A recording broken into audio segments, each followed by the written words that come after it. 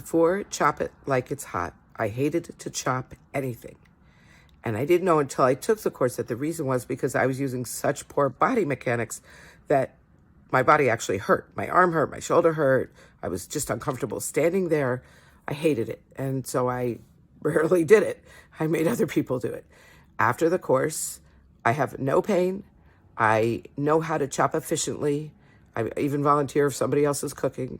I really don't mind it at all. And it's kind of satisfying.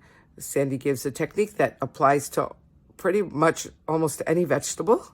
And so I kind of have a mantra in my head that helps me remember. And she also teaches efficiency. It's called mise en place. I think I'm saying that correctly. And not only does that help me stop and think in the kitchen about me being more efficient, it also has helped me in other parts of my life, like at work. So thank you, Sandy.